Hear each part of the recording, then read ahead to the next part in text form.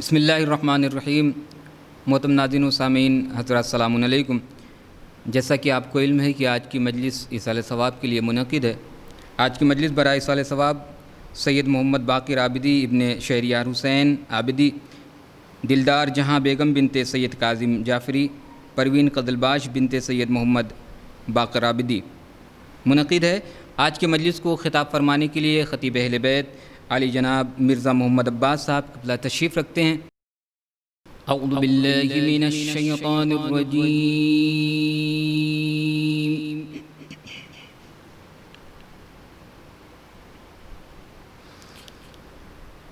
بسم اللہ الرحمن الرحیم۔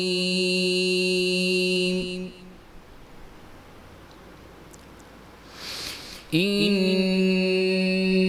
للمتقین مفازا حدائق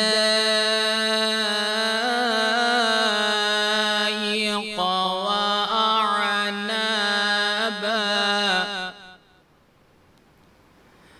وكواعب ترابا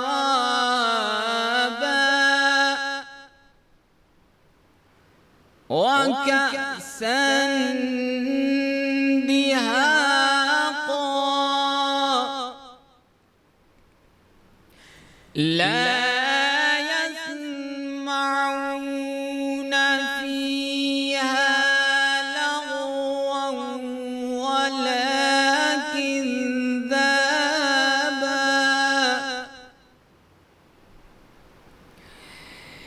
جزاء من ربك عطاء حسابا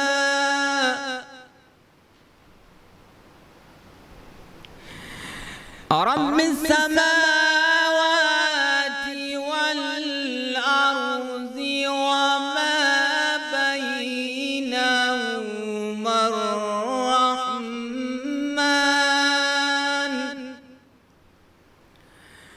وما بينهما الرحمن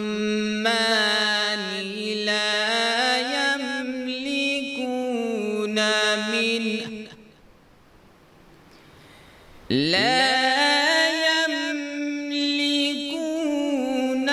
منه خطابا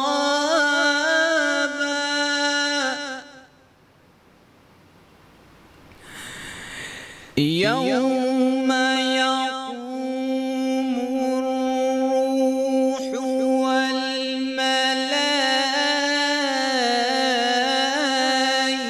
والملائكة صفا لا يتكلمون إلا من أذن له الرحمن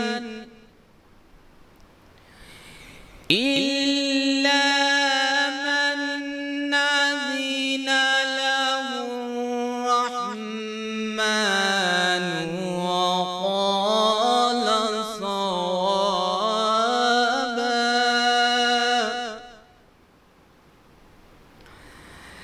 بسم الله الرحمن الرحيم قل هو الله أحد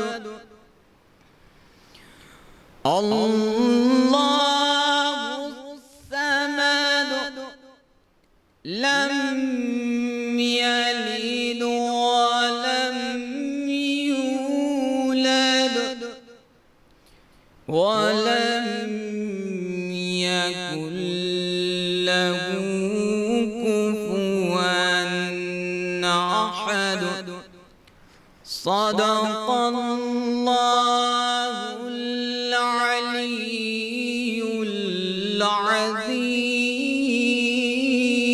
العظيم۔ میں التماس کر رہا ہوں جناب وسیم کستوی صاحب سے کہ تشریف لے آئیں اور منظوم نذران عقیدت پیش فرمائیں۔ آپ حضرات سے التماس ہے کہ بآواز بلند نعرے صلوات سے ان کا استقبال فرمائیں۔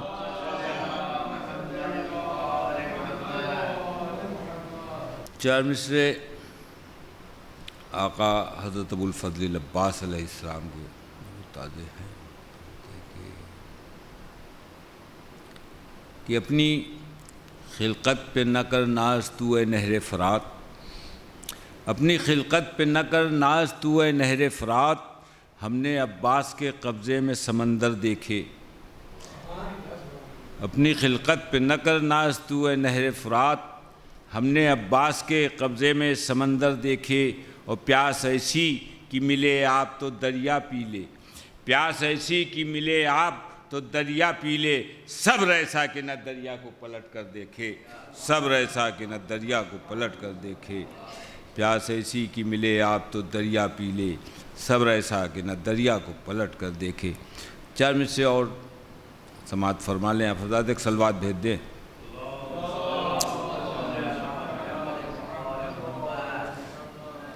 برائے سال ثواب کہ غم تیرا ایک بار پھر ذہن بشر پر چھا گیا، غم تیرا ایک بار پھر ذہن بشر پر چھا گیا، ذکر تیرا پھر دل مغموم کو تڑپا گیا، ذکر تیرا پھر دل مغموم کو تڑپا گیا، اور موت تو برحق ہے مرنا ہے سبھی کو ایک دن، موت تو برحق ہے مرنا ہے سبھی کو ایک دن، یہ تو تھا کردار جو آنسو ہمیں رلوا گیا، یہ تو تھا کردار جو آنسو ہمیں رلوا گیا۔ میں گزارش گزار ہوں علی جناب مرزا محمد عباس صاحب قبلہ کی خدمت پہ تشریف لائیں، ایک نعرہ صلوات۔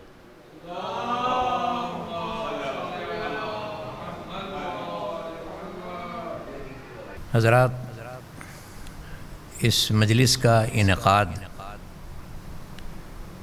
میری اہلیہ کے والدین اور ان کی ہمشیرہ کے ایصال ثواب کی غرض سے کیا جا رہا ہے، لہذا آپ سے گزارش ہے کہ ایک مرتبہ سورہ حمد اور 3 مرتبہ سورہ اخلاص کی تلاوت کر کے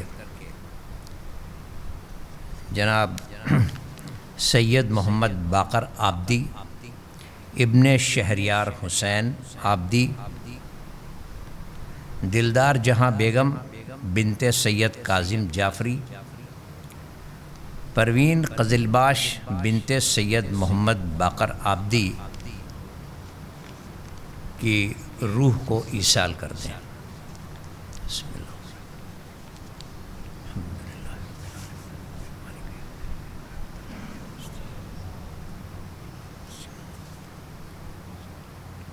بسم اللہ۔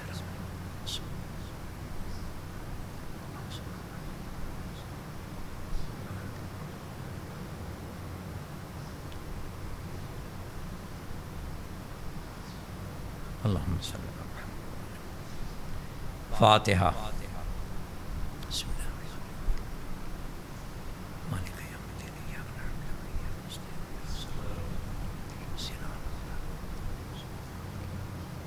اللہم صلی علی محمد وآل محمد۔ اعوذ باللہ من الشیطان اللعین الرجیم۔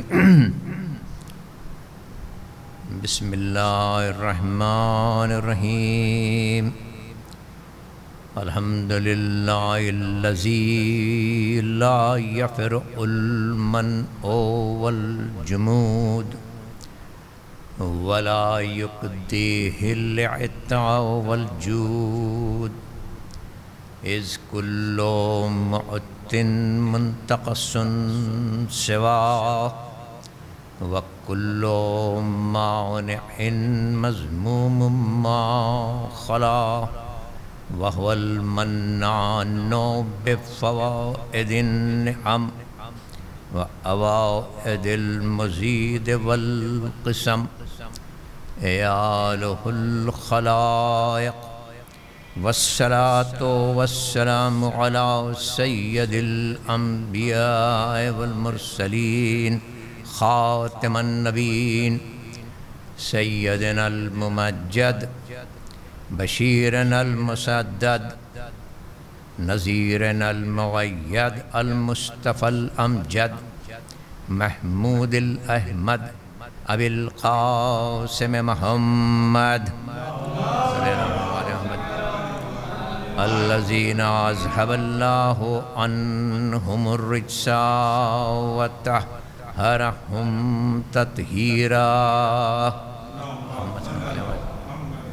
أما بعد فقد قال الله تبارك وتعالى في محكم كتابه الحكيم وهو أصدق الصادقين.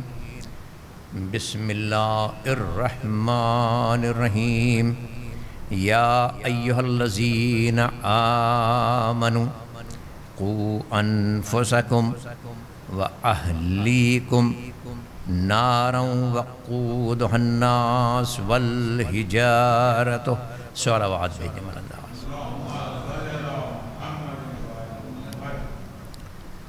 بارہ آیات پر مشتمل یہ سورت جو سورہ تحریم ہے، قرآن مجید کے 28ویں پارے کا سورہ ہے اور اس کی 6 نمبر کی یہ آیت ہے جو عنوان بیان ہے، عنوان مجلس ہے۔ اس آیت کریمہ میں پروردگار عالم نے اہل ایمان کو مخاطب کر کے ارشاد فرمایا کہ اے صاحبان ایمان، بچاؤ اپنے آپ کو، قو انفسکم و اہلیکم، اور اپنے اہل و عیال کو اس آگ سے جس کا ایندھن انسان ہے اور پتھر ہیں۔ یہ آیت کریمہ متوجہ کرتی ہے ہمیں ہماری ذمہ داریوں کی طرف، جو ہماری ذمہ داری کا تعلق ہمارے اپنے اہل و عیال سے ہے۔ مسئلہ چونکہ حیات قومی سے متعلق ہے، وابستہ ہے، اور حیات قومی کا انحصار افراد قوم پہ ہے، اس لیے انتخاب کے قابل ہے مسئلہ تعلیم و تربیت۔ ہم عموماً تعلیم و تربیت کو ایک ہی معنی میں استعمال کرتے ہیں، تعلیم و تربیت کو ایک ہی معنی میں استعمال کرتے ہیں، جبکہ یہ 2 الگ الگ میدان ہیں، میدان عمل ہیں۔ ایک کا تعلق تعلیم سے ہے، دوسرے کا تعلق تربیت سے ہے، اور اس کو ایک بہت آسان مثال سے واضح کیا جا سکتا ہے جو سب کی سمجھ میں آ جائے۔ تعلیم کی مثال ایک گھوڑے سے دی جا سکتی ہے، اور تربیت اس کی لگام ہے۔ اگر گھوڑا بے لگام ہے، اس کے معنی یہ ہے کہ تعلیم تو ہے، تربیت نہیں ہے۔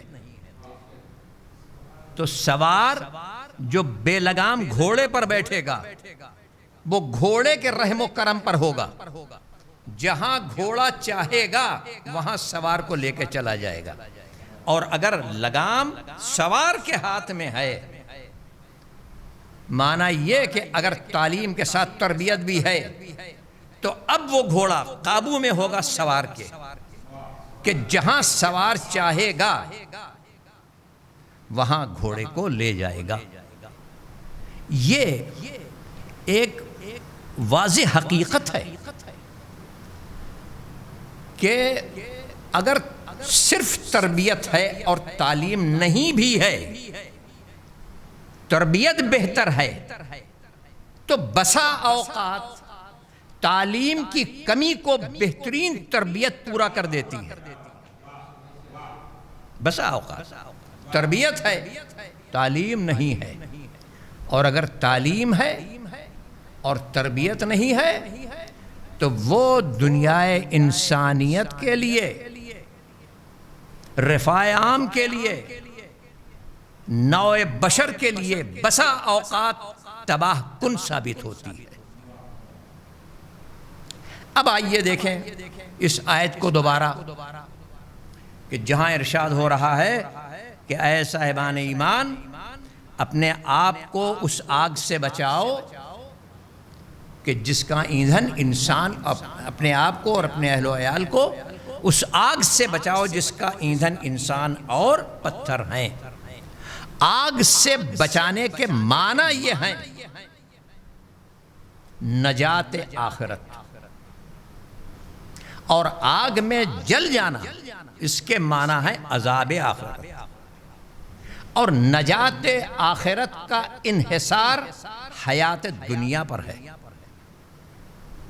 اس لیے حدیث رسول صلی اللہ علیہ وآلہ وسلم ہے کہ الدنیا مزرعۃ الآخرہ، کہ دنیا آخرت کی کھیتی کا مقام ہے، یہاں جو بوگے اسے آخرت میں کاٹو گے۔ اور یہ جیسا کہ میں نے عرض کیا کہ تعلیم و تربیت پہ بہت زور دیا گیا ہے، اور یہ حدیث رسول صلی اللہ علیہ وسلم ہے کہ بچپنے کی تعلیم انسانی فطرت پر اتنے گہرے اثرات چھوڑتی ہے جیسے پتھر پہ لکیر۔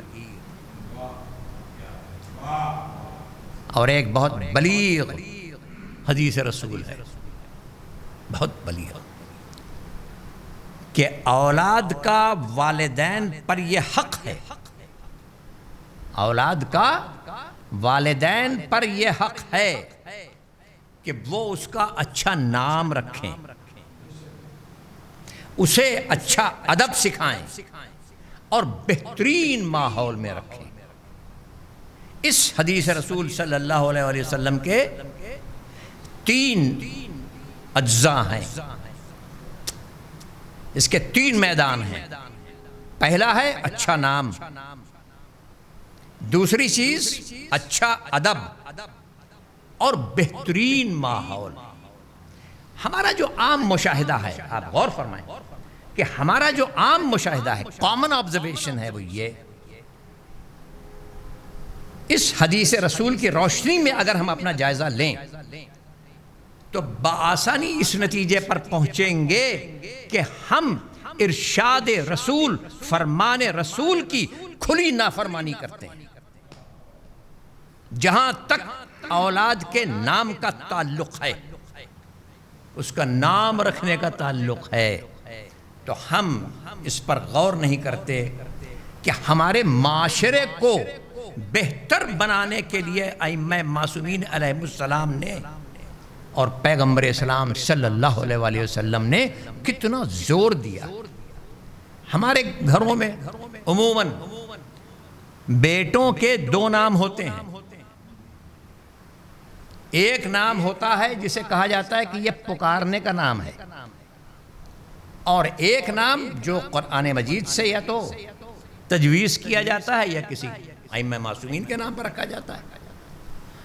الامیہ کیا ہے، ٹریجڈی کیا ہے، کہ یہ جو پکارنے والا نام ہے، آپ غور فرمائیں تو یہ اتنا مضحکہ خیز ہوتا ہے جس کی نہ کوئی معنویت ہوتی ہے نہ معقولیت ہوتی ہے، اور یہ پکارنے والا نام اتنا مقبول ہو جاتا ہے، اتنا پاپولر ہوتا ہے کہ بسا اوقات خاندان کے افراد ہی اس کے اصل نام سے ناواقف ہوتے ہیں۔ اتنی شہرت ہو جاتی ہے کہ گھر کے پاس اگر آپ ان کا پتہ معلوم کرنا چاہیں ان کے اصل نام سے تو آپ مایوس لوٹیں گے، اور وہ نام جو ان کے پکارنے کا ہے جس کی نہ کوئی معقولیت ہے نہ کوئی معنویت ہے اور نہ اس نام کے زبان پر آنے کا کوئی ثواب ہے،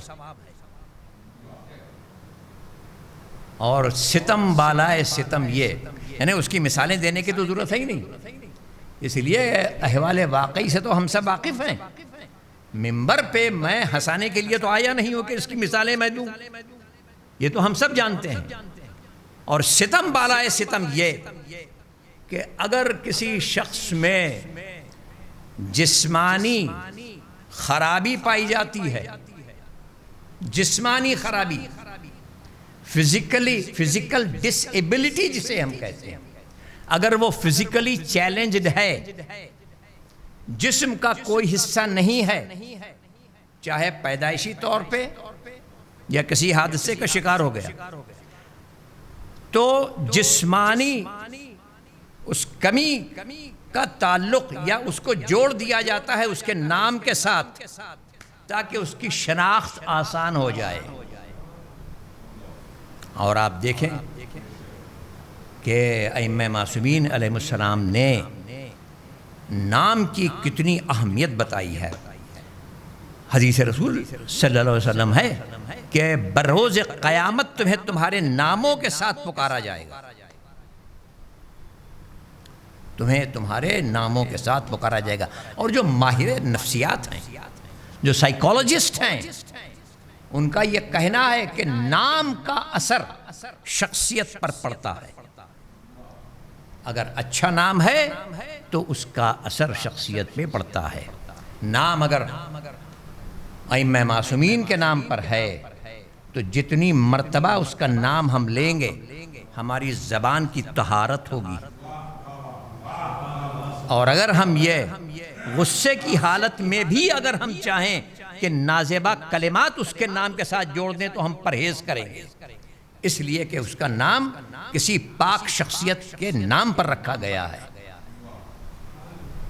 اور اس سلسلے میں اسلامی جنگوں میں ایک بہت مشہور جنگ جو اپنی خصوصیات کے لحاظ سے منفرد ہے، وہ ہے جنگ خیبر۔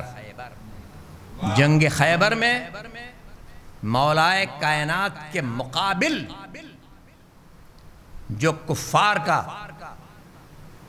سردار آیا، پہلے تو اس نے مولائے کائنات کو بہت انڈر اسٹیمیٹ کیا۔ اس نے کوشش یہ کی کہ مولائے کائنات واپس ہو جائیں، حضرت علی واپس ہو جائیں، میدان چھوڑ دیں، اور جب اپنی کوشش میں وہ کامیاب نہیں ہو سکا اور اس کی سمجھ میں یہ آ گیا کہ مقابلہ ہوگا، تو اپنے نام پر اس کو اتنا زوم تھا، اپنے نام پر اتنا اس کو زوم تھا کہ وہ اپنا تعارف کراتا ہے اپنے نام کے ساتھ کہ شاید میرے نام کا ان پر اثر ہو، تو وہ کہتا ہے کہ انا الذی سمتنی امی مرحبا، میری ماں نے میرا نام مرحب رکھا ہے۔ اور اسی کے لفظوں میں مولائے کائنات نے شاہ مردان، شیر یزداں، آپ نے اپنا تعارف کرایا کہ انا الذی سمتنی امی حیدرہ، میری ماں نے میرا نام حیدر رکھا ہے۔ اور اس کے بعد تھوڑی دیر کی تلواروں کی رد و بدل کے بعد وہ دشمن واصل جہنم ہوتا ہے۔ لیکن آپ دیکھیں کہ مولائے کائنات کو اپنے نام پر، آپ اپنے نام پر کتنا فخر و مباحات کرتے ہیں، تو نام کا اثر بہت ہوتا ہے، اور اس کے لیے کتنی تاکید ہے۔ میں اسی طرف توجہ مبذول کرنا چاہتا ہوں کہ اس سلسلے میں ہم انتہائی غیر سنجیدہ ہیں، اور یہ یعنی یہاں جو بھی حضرات موجود ہیں، یہ چیزیں لوگوں تک پہنچنی چاہیے کہ ہمارا معاشرہ کیسا بننا چاہیے۔ ہمارے دین نے شعبہ زندگی کے کسی شعبے کو تشنا نہیں رکھا، کسی شعبے کو تشنا نہیں رکھا۔ اور اس کے بعد جو اس حدیث رسول کا دوسرا جز ہے وہ ہے ادب۔ اولاد کا والدین پر یہ حق ہے کہ اس کا اچھا نام رکھیں اور اچھا ادب سکھائیں۔ اب ادب سے متعلق چند کلمات آپ سن لیں کہ مولائے کائنات حضرت علی ابن ابی طالب علیہ الصلوۃ والسلام دبستان قدرت کے حقیقت شناس تھے۔ ان پر زندگی میں تربیت کا مقام اچھی طرح واضح تھا۔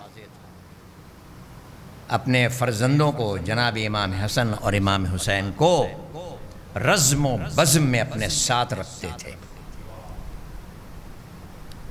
اور یہی نہیں، آپ نے احترام نسل رسول کی خاطر اپنے فرزندوں کو تیغ و سنا کے ساتھ جنگ جمل، جنگ صفین اور جنگ نہروان میں اترنے سے تو باز رکھا، لیکن زندگی کی تجربہ گاہ میں کھلی ہوئی آنکھ اور حوصلہ مند طبیعت کے ساتھ پیش رکھا۔ کتنی توجہ دی ہے میرے مولا نے۔ اور آپ دیکھیں کہ جنگ صفین سے واپسی کے بعد مولائے کائنات نے اپنے بڑے فرزند کے لیے جو وصیت نامہ تحریر فرمایا، اس میں آپ نے دین کی اور اخلاق کی حدوں کو کس طرح سے مقرر کیا۔ آپ رقم طراز ہیں، آپ اس میں لکھتے ہیں اپنے وصیت نامے میں امام حسن علیہ الصلوۃ والسلام کو جو آپ نے وصیت نامہ تحریر فرمایا، آپ ارشاد فرماتے ہیں کہ تازہ قلب یعنی ورجن ہارٹ، تازہ قلب چونکہ افتادہ اور خالی زمین کی طرح ہوتا ہے کہ جو شے اس میں ڈال دی جائے وہ اسی کو قبول کر لیتی ہے۔ اس لیے میں نے تمہیں ادب سکھانے میں عجلت سے کام لیا۔ دیکھیے ادب کی بات ہے، میں نے تمہیں ادب سکھانے میں عجلت سے کام لیا قبل اس کے کہ تمہارا قلب سخت اور عقل مشغول ہو جائے۔ اور اس کے بعد آپ ارشاد فرماتے ہیں کہ جیسا کہ ایک شفیق باپ کا فرض ہے، میں نے تمہارے سلسلے میں ادب سکھانے کا عزم بالجزم کر لیا تھا کہ جب تم جوان ہو، صاحب نیت ہو اور ایک صاف شفاف نفس کے مالک ہو، تو تمہیں اللہ عز و جل کی تعلیم دے دوں، اس کی تعویل پہ عبور کرا دوں، اسلام کے طریقے، اس کے احکام، اس کے حلال و حرام تم کو میں سکھا دوں۔ اور فرمایا آپ نے کہ خانوادہ رسالت میں جو مسئلہ تربیت ہے وہ عظیم الشان نظام تربیت ہے۔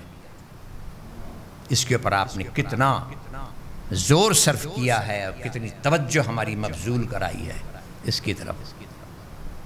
اور اب اس حدیث پیغمبر کا جو آخری جز ہے وہ ماحول سے متعلق ہے کہ والدین کا یہ فرض ہے، ان کا یہ فرض ہے کہ اپنی اولاد کو بہترین ماحول میں رکھیں، اس لیے کہ ماحول کا اثر ناگزیر ہوتا ہے۔ جیسا کہ میں نے عرض کیا کہ بچپن کی جو تعلیم ہے، بچپن میں جو ماحول بچے کو ملتا ہے، اس کے اثرات اس طرح ہوتے ہیں جیسے پتھر پہ لکیر۔ اور یہ بہت کم دیکھنے میں آیا ہے کہ کوئی شخص اپنے ماحول کے خلاف عقائد اختیار کر لے، یہ کم دیکھنے میں آیا۔ ہوتا ہے کہ وہ اپنے ماحول کے خلاف عقائد اختیار کر لیتا ہے، لیکن اور ہم دیکھتے یہ ہیں کہ کوئی شخص بہت برے ماحول میں رہتے ہوئے بھی اچھائی اور نیکی کی طرف مائل ہو جاتا ہے، اور کوئی برے ماحول میں رہنے کے باوجود اچھائی کی طرف مائل ہوتا ہے۔ لیکن یہ اصول نہیں بن سکتا۔ یہ جو مثالیں ہیں، یہ مثالیں بہت شاذ ہیں۔ آپ دیکھیں کہ جناب لوط اور جناب نوح کی شریک حیات پیغمبروں کی رفاقت میں ہونے کے باوجود گمراہ ہو گئیں، اور فرعون کی زوجہ وہ ایک سرکش کی کے ساتھ زندگی گزارنے کے باوجود نیکوکار ہوئی۔ لیکن جیسا کہ میں نے عرض کیا کہ یہ اصول نہیں بن سکتا، یہ مثالیں بہت شاذ ہیں۔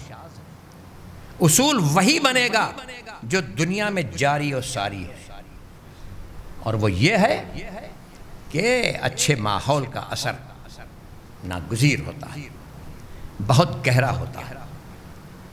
اچھے ماحول کی اہمیت سے انکار نہیں کیا جا سکتا۔ اور جناب والا، میں تو چونکہ طالب علم رہا ہوں، میں نے گریجویشن کیا، اور میرا ایک مضمون نفسیات سے متعلق تھا، سائیکالوجی سے۔ تو میرے سامنے سے وہ ریسرچ مٹیریل گزرا ہے، وہ مواد گزرا ہے ان ماہر نفسیات کا کہ جنہوں نے ماحول کی برتری کو ثابت کیا ہے اور تسلیم کیا ہے، اور ان سائیکولوجسٹ کو کہتے ہیں انوائرنمنٹلسٹ۔ انگلش میں انہیں کہیں گے انوائرنمنٹلسٹ۔ ان کو اپنے تجربے پہ، اپنی ریسرچ پہ اتنا اعتماد کہ ان کا یہ کہنا تھا کہ آپ مجھے 5 سال کا ایک بچہ دے دیجئے اور جو کہیے وہ اسے بنا دوں، ڈاکٹر کہیے تو ڈاکٹر بنا دوں، انجینئر کہیے تو انجینئر بنا دوں، اور کہیے تو جرائم پیشہ بنا دوں، اس کو کرمنل بنا دوں۔ تو یہ کس بنا پر ہے؟ یہ چیز ماحول کی سپریمیسی کو ثابت کرتی ہے کہ ماحول کا جو اثر ہے وہ انتہائی گہرا ہوتا ہے۔ ہم اس کو محسوس نہ کریں تو یہ ہماری کم نصیبی ہے۔ بچہ جیسا ماحول گھر میں پائے گا وہ اسی طرح اس کی نشو و نما ہوگی۔ ایک ادارہ ہے مرکزی مکتبہ اسلامی دہلی کا، وہاں سے کتاب شائع ہوئی، بس اس کے بعد ربط مصائب ہے حضور۔ وہاں سے کتاب شائع ہوئی، وہ نفس انسانی کی حقیقت، نفس، یہ اس کا عنوان ہے، نفس انسانی کی حقیقت۔ اور اس کتاب کا ایک باب ہے جس کا عنوان ہے برا ماحول۔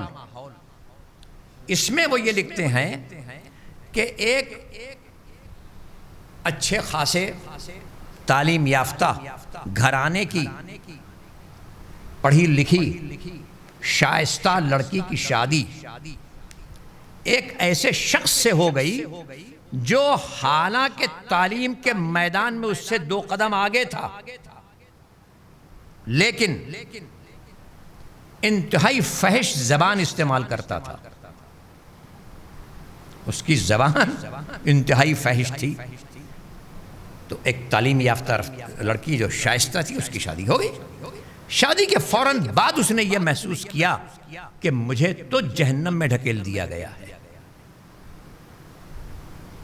کوشش کی گئی کہ حالات سازگار ہو جائیں، لیکن کوشش کامیاب نہیں ہوئی۔ حالات بگڑتے چلے گئے اور حالات اس منزل پر پہنچے کہ اس لڑکی نے یہ چاہا کہ اس سے سپریشن ہو جائے، لیکن وہ بھی ممکن نہیں ہوا۔ تو ایک دن وہ لڑکی اپنی مصیبت کے سلسلے میں مشورہ کرنے اپنے ایک عزیز کے پاس گئی اور اس نے اپنی آپ بیتی سنائی۔ قریب 1.5-2 گھنٹے وہ گفتگو کرتی رہی، بولتی رہی، اور اس دوران اس نے جس زبان کا استعمال کیا وہ انتہائی حیران کن تھی۔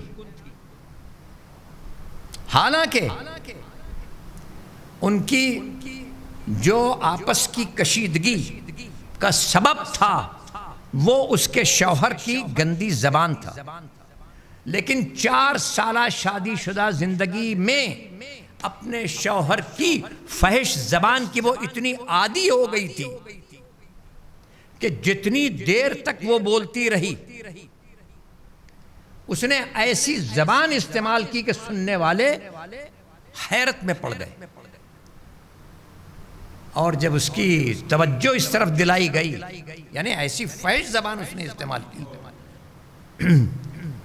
کہ تعلیم یافتہ کوئی لڑکی تو کجا، ایک جاہل اور ان پڑھ لڑکی بھی اس زبان کا تصور نہیں کر سکتی، یہ بتاتے ہوئے کہ میرا شوہر مجھ سے اس طرح سے بات کرتا ہے، یہ کہتا ہے، یہ کہتا ہے۔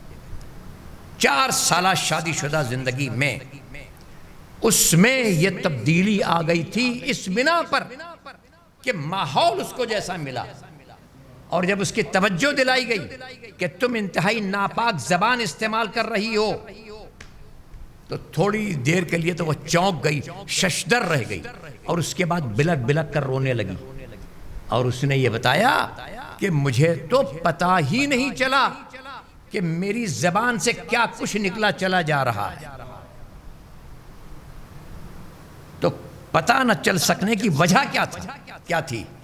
وجہ یہ تھی کہ ایک طویل عرصہ اس کا اپنے اس شوہر کے ساتھ گزرا جس کی زبان فحش تھی، اس کے اثرات اس پر مرتب ہوئے۔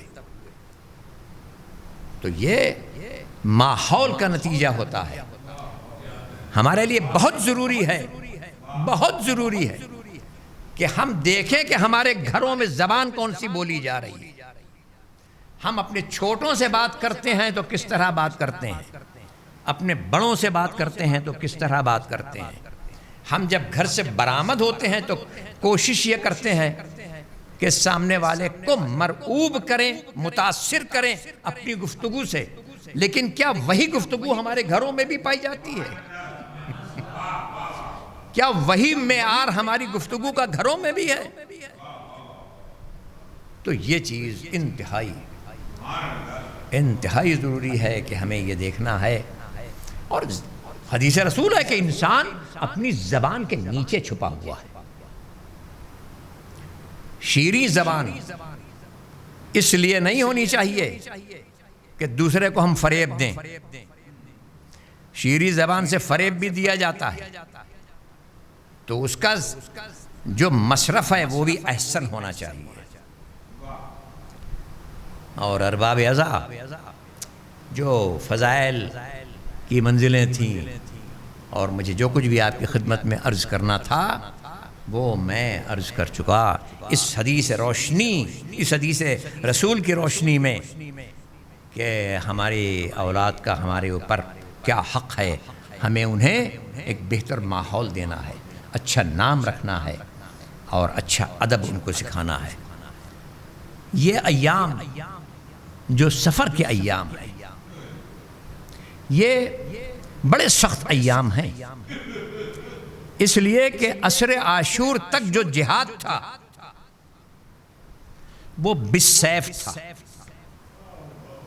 لیکن عصر عاشور کے بعد جو جہاد اسرائے آل محمد نے کیا ہے وہ بہت کٹھن ہے، اس لیے کہ تلوار سے جہاد کرتے ہوئے قتل ہو جانا بہت آسان ہے، اور دشمنوں کی زبان سے طعنے سننا، ذلت آمیز کلمات سننا، اور جہاد باللسان کی منزلوں کو طے کرنا،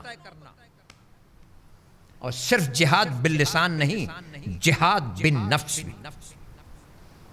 اور جہاد بالنفس تو ایسے ایسے موقعوں پر کیا ہے، خدا کی قسم ایسے ایسے موقعوں پر جہاد بالنفس کیا کہ اپنے غیر تک تاب ضبط نہیں لا سکے اور چیخ پڑے۔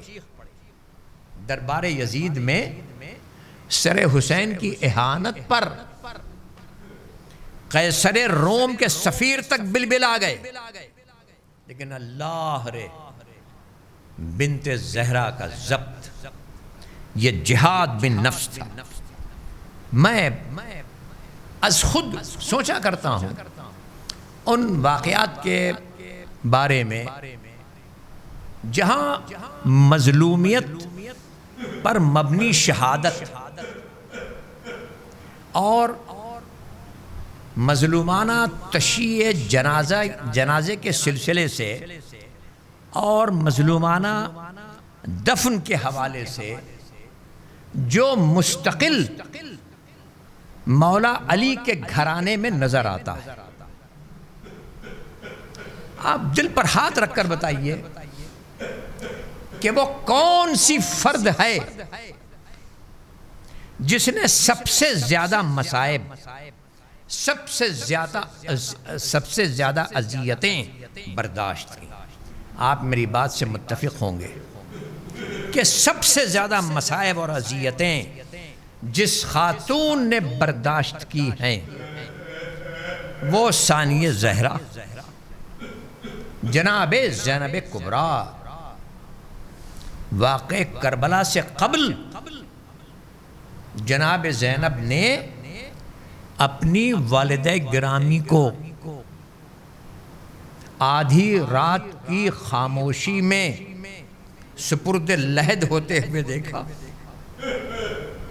اپنے بابا کو مسجد میں زخمی ہوتے ہوئے دیکھا، دفن ہوتے ہوئے دیکھا، اور اسی سلسلے سے جیسا کہ مذکور ہے کہ اپنے بھائی کے جنازے کی شدید توہین دیکھی کہ جنازے پر تیر برسائے جا رہے ہیں۔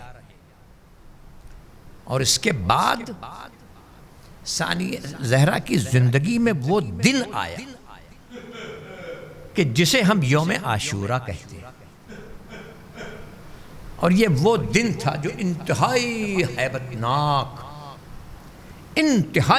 ناک کہ جہاں بلاؤں کا پیہم نزول ہو رہا تھا، اب وہ اتنا سخت کہ اگر اس کی فہرست تیار کی جائے اور بہادر سے بہادر شخص کے سامنے رکھی جائے تو اس کی روح کانپ جائے گی۔ اہل بیت اطہار کی یہ بزرگ ترین شخصیت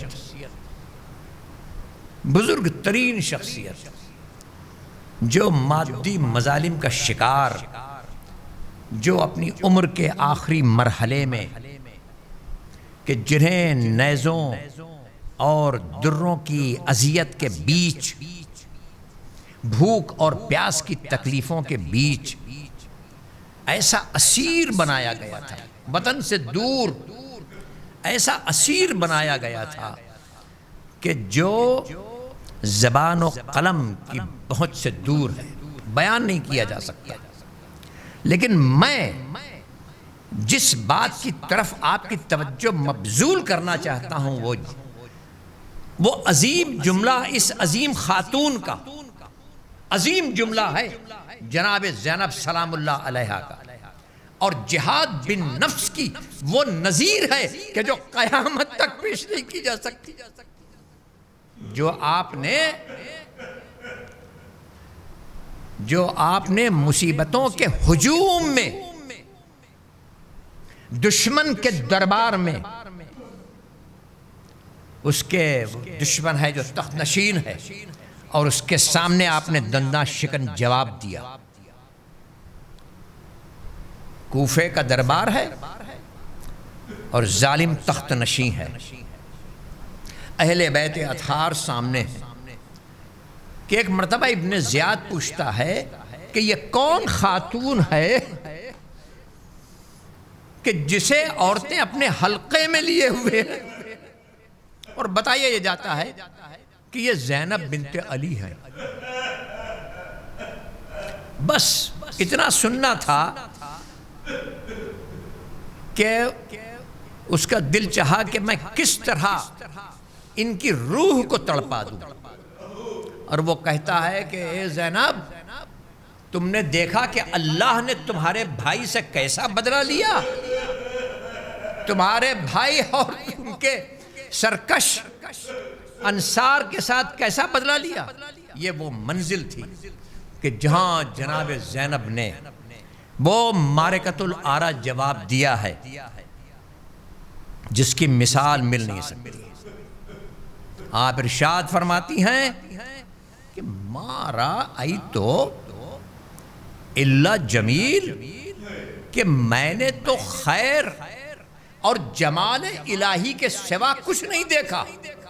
آپ ذرا دیکھیں کہ کتنی مصیبتوں کے حلقے میں جناب زینب ہیں اور کن حالات میں ہیں، اور وہ کہتا ہے کہ تمہارے بھائی اور ان کے باقی ساتھیوں کے ساتھ اللہ نے کیسا بدلہ لیا، اور جناب زینب اس کا جواب یہ دے کہ میں نے تو خیر اور جمال الہی کے سوا کچھ نہیں دیکھا۔ ارے یہ وہ لوگ تھے کہ جن کے لیے خط تقدیر نے شہادت لکھ دی تھی، وہ اپنے پیروں سے چلتے ہوئے خوشی خوشی مقتل کی طرف گئے، اور اے ابن مرجانہ، ارے وہ دن دور نہیں ہے کہ جب اللہ کے اللہ کے یہاں تیرا اور ان کا سامنا ہوگا، اور اس وقت تو یہ بتانا کہ کون فاتح ہے اور کون مفتوح ہے۔ یہاں پر بھی اس کے دل کو تسکین نہیں ہوئی، اور اس کے بعد وہ مزید جناب زینب کے دل کو دکھاتے ہوئے کہتا ہے کہ مجھے میری مراد بر آئی کہ تمہارے بھائی اور تمہارے بھائی کے ساتھیوں کا جو حشر ہوا، بس یہ وہ منزل تھی کہ جناب زینب کے صبر کا پیمانہ لبریز ہو گیا۔ آپ نے روتے ہوئے ارشاد فرمایا کہ ہاں یقیناً، ارے تو نے ہمارے جوانوں کو شہید کیا، تو نے ہماری شاخوں کو کاٹ دیا، ہماری جڑوں کو اکھاڑ کے پھینک دیا۔ اے ابن زیاد، اگر تو اس سے خوش ہوتا ہے تو خوش ہو لے، لیکن یاد رکھ کہ وہ دن قریب ہے کہ تجھے اللہ کے سامنے جواب دہ ہونا پڑے گا، اور ہم اس کے سامنے سرخرو ہوں گے۔ پروردگارا، میری اس ناچیز خدمت کو قبول فرما کہ تو غفور و رحیم ہے، ہماری زبان کی گرہ کو کھول دے کہ تو بندگان مومنین میں جسے چاہتا ہے حکمت عطا کرتا ہے۔ ہمارے سینوں کو کشادگی عطا فرما، ہمارے علم میں اضافہ فرما، اور ہمیں قافلہ صالحین سے ملحق کر دے۔ الا لعنت اللہ علی القوم الظالمین۔ حضرات، گزارش ہے کہ ایک مرتبہ سورہ حمد اور 3 مرتبہ سورہ اخلاص کی تلاوت فرما کر سید محمد باقر آبدی ابن شہریار حسین آبدی، دلدار جہاں بیگم بنت سید کاظم جعفری اور پروین قزلباش بنت سید محمد باقر آبدی کی روح کو ایصال کر دیں۔ الرحمن الرحیم مالک یوم الدین۔